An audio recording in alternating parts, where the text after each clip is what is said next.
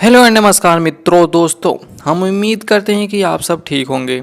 हमने और आपने भी बहुत देखा और सुना भी होगा कि कोई नौकरी पानी हो तो अच्छे संस्था में काम करना हो तो इंटरव्यू यानी स्वच्छता का देना आवश्यक होता है। कभी कभी ऐसा भी होता है कि इंटरव्यू से निराश होकर लौटना पड़ता है, पर अब नहीं। ये पूरा वीडियो देखने के बाद आप जहां इंटरव्यू देने जाओगे ना दोस्त, अपने नाम का झंडा और ज्वाइनिंग लेटर छीन कर झपट कर जरूर लाओगे। जी हाँ, हम बताने वाले हैं इंटरव्यू क्या है, इसकी तैयारी कैसे करें और इसके कितने प्रकार होते हैं, क्यों लिया जाता है ये इंटरव्यू, यूपीएससी एनडीए जैसे सर्विसेज में ये इंटरव्यू जरूरी क्यों है। और इस वीडियो को देखने से पहले आपसे एक रिक्वेस्ट है कि अभी तक जिन लोगों ने ये चैनल को सब्सक्राइब नहीं किया वो सब्सक्राइब और लाइक जरूर ठोक कर करें। तो चलिए चालू करते हैं। एक व्यक्ति द्वारा दूसरे व्यक्ति से सूचनाएं प्राप्त करने हेतु दोनों के बीच होने वाले वार्तालाप स्वच्छताकार अर्थात इंटरव्यू कहलाता है। In interview a direct conversation between the interviewer and the respondent is held to collect information in which opinion and attitude of respondent are necessary। एक अच्छे एवं सफल स्वच्छताकार के लिए हमें 3 बातों का जानना बहुत ही आवश्यक है। फर्स्ट, अभिगम्यता इंसेंसिबिलिटी, संज्ञान कोग्निशन, प्रेरणा मोटिवेशन। अब बात करते हैं स्वच्छताकार के प्रकार। फर्स्ट है औपचारिक स्वच्छताकार। औपचारिक स्वच्छताकार के 2 पार्ट, औपचारिक और अनौपचारिक।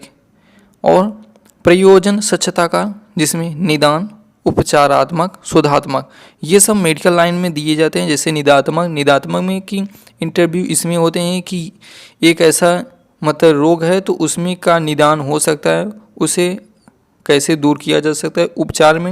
उपचार में बताएंगे कि मेडिकल में ही होता है कि रोगों का उपचार कैसे होता है। और शोधात्मक जैसे एक रिकॉर्ड दे दिया, डाटा दे दिया एंट्री करने के लिए, तो उसमें शोध करके हम बताएंगे। तो ये हो गया शोधात्मक स्वच्छता का।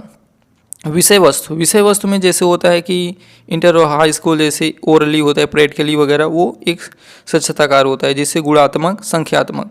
और लास्ट आता है भूमिका, अनियंत्रित, केंद्रित और मिश्रण। और समय के स्वच्छताकार वो होता है समय स्वच्छताकार संक्षिप्त और लंबा जैसे होता है एनडीए में 5 दिन का इंटरव्यू होता है, वो सब समय के अनुसार स्वच्छताकार होते हैं। और एक होता है संख्या, वैविक्त और समूह, ये भी एनडीए में होता है। जैसे 5 ग्रुप बनाया जाता है, 10 ग्रुप बनाया जाता है, तो ये सब हो गया एक संख्या में। और इसी में होता है सोशल प्रॉब्लम, जैसे होता है कि पंचायत, गाँव में होता है पंचायतों के समूह द्वारा होता है कि ये स्वच्छताकार होता है जो एक आता है। तब ये सब सोशल प्रॉब्लम के लिए एक पंचायत जो बैठती है तो वो स्वच्छताकार ही का रूप है। अब बात करें स्वच्छताकार की तैयारी कैसे की जाए। स्वच्छताकार की प्रक्रिया समानतः स्वच्छताकार देने वाले तथा स्वच्छताकार लेने वाले व्यक्ति के संपर्क से प्रारंभ होती है। वार्तालाप करने के लिए जो भी करते हैं स्वच्छताकार देने इंटरव्यूअर जो होते हैं वो बैठते हैं और फिर इंटरव्यू जो लेते हैं वो बैठते हैं। इसके पूर्व स्वच्छताकार देने वाले व्यक्ति से यह अपेक्षा की जाती है कि वह समस्या की प्रकृति को समझ लें, जो समस्या चल रही है वो उसके बारे में जाने जो इंटरव्यूअर होता है। विषय पर पर्याप्त ज्ञान जानकारी प्राप्त कर लें, जिस सब्जेक्ट की तैयारी करें, जिस सर्विसेज की तैयारी कर रहे हैं तो उसमें हम पूरी जानकारी प्राप्त कर लेंगे। थर्ड है स्वच्छताकार मार्गदर्शिका का अध्ययन कर लें तथा विशेष परीक्षण प्राप्त कर लें। जो भी होते हैं विषय से भी प्राप्त कर लें और जो स्वच्छता का दे चुके हैं उनके जो होते हैं कमेंट वगैरह तो उनको हम देखते हैं। स्वच्छताकार का समय एवं स्थान निर्धारण कर लिया जाना चाहिए भी उपेक्षित है। जो स्वच्छताकार का टाइम और प्लेस है वो हमें निर्धारण करके बताया जाएगा। स्वच्छताकार का प्रारंभ कैसे किया जाना। स्वच्छताकार का प्रारंभ किया जाता है स्वच्छताकार लेने वाले व्यक्ति स्वच्छताकार देने वाले व्यक्ति या व्यक्तियों के समक्ष प्रश्न रखता है। जो इंटरव्यूअर होता है, जो लेने वाला होता है, वो इंटरव्यूअर से प्रश्न पूछता है और स्वच्छताकार देने वाले व्यक्ति द्वारा उनके उत्तर दिए जाते हैं। जो इंटरव्यू देने जाते हैं वो उसके उत्तर देते हैं। अब स्वच्छताकार के क्या जो लेते हैं स्वच्छताकार इंटरव्यू जो लेते हैं तो उनका क्या योगदान होता है। प्रोत्साहन देना, मतलब फर्स्ट जो होता है, तो जो इंटरव्यू देने जाते हैं तो उनका फर्स्ट स्टेप है प्रोत्साहन देना। स्वच्छता कार्य के समय लेने वाले व्यक्ति द्वारा स्वच्छता कार्य देने वाले व्यक्ति को प्रोत्साहित करते रहना चाहिए ताकि वह व्यक्ति घबराए नहीं, उसमें हिम्मत व साहस बना रहे, आत्मविश्वास पैदा हो तथा अपने आप को तनाव रहित महसूस ना करें। बीच बीच में उसे यह भी करते रहना चाहिए कि वह स्वच्छता कार्य ठीक दे रहा है तथा मूल्यवान संसूचनाएं संप्रेरित कर रहा है। मतलब बीच बीच में उसे ये भी कहना चाहिए, मतलब पॉजिटिविटी उसे बरकरार बढ़ाना है जो लेता है स्वच्छता कार्य इंटरव्यू जो लेता है, और मतलब उसे ऐसा एहसास ना हो कि हम गलत प्रश्न का मतलब गलत उत्तर दे रहे हैं। अब बात करते हैं स्वच्छता कार्य के लाभ, मतलब किसी भी सर्विसेज में स्वच्छता कार्य क्यों लिया जाता है, इंटरव्यू क्यों लिया जाता है, उसके लाभ पर चर्चा करेंगे। यह विश्वसनीय एवं सही सूचनाएं प्राप्त करने का आसान तरीका है। मतलब ओरली जो होता है वो प्रत्यक्ष रूप से एक इंटरव्यू या प्रश्नगत हो जाता है। इसमें सही एवं गुणवत्ता युक्त उत्तर मिलते हैं। मतलब प्रत्यक्ष रूप से जो आमने सामने का वार्तालाप होता है उसमें गुणवत्ता युक्त उत्तर मिलते हैं। स्वच्छता कार्य देने वाले व्यक्ति के वैयक्तिक गुणों की परख होती है। इसमें ऐसी ऐसी सूचनाएं मिल जाती हैं जिसमें जनसाधारण अभिन्न होता है।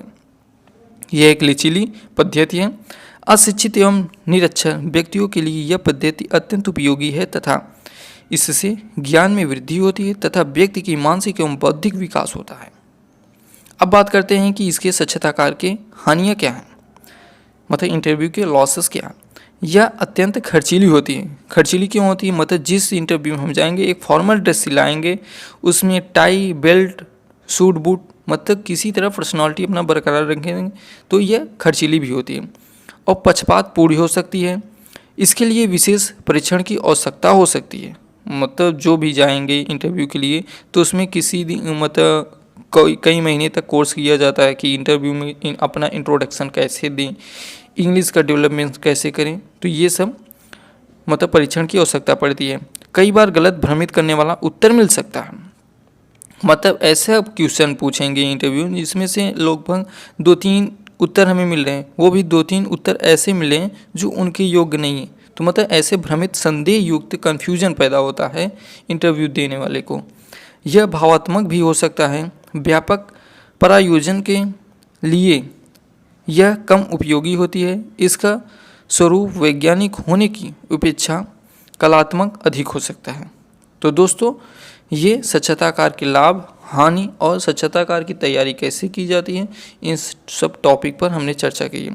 तो ये वीडियो आपको कैसे लगा कमेंट बॉक्स में ज़रूर बताइएगा, और आपसे प्रश्न, आपके मन में जो भी प्रश्न उठ रहा है तो सोशल मीडिया के अन्य माध्यम जैसे ट्विटर, फेसबुक, इंस्टाग्राम, इन सब के माध्यम से आप हम तक अपने सवालों को भेज सकते हैं।